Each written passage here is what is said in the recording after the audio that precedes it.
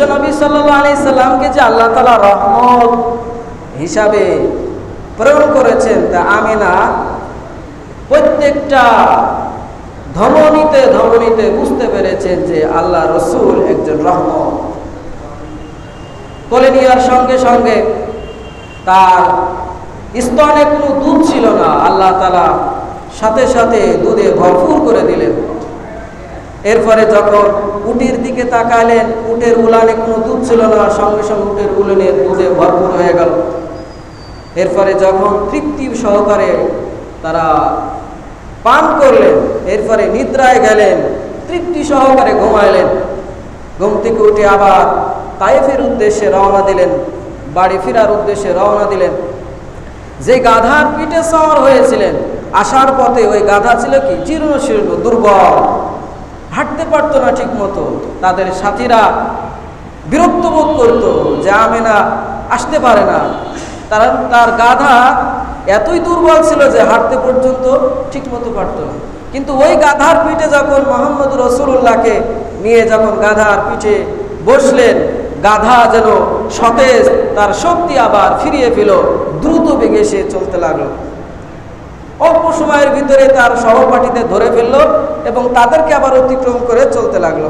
তো রহমত, নবীজি যে রহমত, হালিমাতুস সাদিয়া রাদিয়াল্লাহু তাআলা এটা বুঝতে পেরেছেন। শুধু এখানেই শেষ নয়, যখন বাড়িতে গেলেন, বাড়িতে যে বকরিগুলা ছিল, ওনার বকরি ছিল অনেকগুলা, বকরির ভিতরে বকরির উলানে কোনো দুধ ছিল না, শুষ্ক ছিল উলানগুলা। হযরত হালিমা রাদিয়াল্লাহু তাআলা আনহা বলেন, যখন আমি বাড়িতে প্রবেশ করলাম, প্রবেশ করার সাথে সাথে আমার বকরিগুলার উলানে দুধে ভরপুর হয়ে গেছে। সুবহানাল্লাহ। পাশের বাড়ির বকরিগুলার উলানে কোনো দুধ নাই, শুষ্ক থাকে। তো হালিমা রাদিয়াল্লাহু তাআলা আনহার বকরিগুলা সকালে বের হয়ে নিয়ে যায়, ওই পাহাড় অঞ্চলে বকরিগুলা চরে, আবার ভরপুর হয়ে পেটও ভরে যায়, আবার উলানেও দুধে ভরপুর হয়ে বাড়িতে ফেরে। কিন্তু আশপাশে যাদের বকরি আছে এদের বকরিগুলাও তারা চড়ায়, কিন্তু উলানে কোনো দুধ ছিল না, উলান শুষ্ক থাকতো, দুধ শূন্য উলান থাকতো।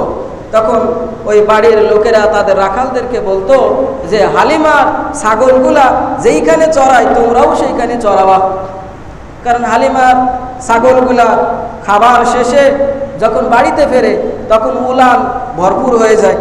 তো ওরা মনে করছে হালিমা সাদিয়ার বকরিগুলা যেখানে চড়ায় ওইখানে যদি চড়ায় তাহলে ওদের বকরিগুলার দুধে ভরপুর হয়ে যাবে, ওরা এটা মনে করছে। কিন্তু আসলে তো ওই ঘাস বা ওই যেই পাতাগুলা ভক্ষণ করে, খাবারগুলা খায়, এটার তো কোনো বরকত নেই, যেটার কারণে হালিমার বকরিগুলা উলানে দুধে ভরপুর হচ্ছে।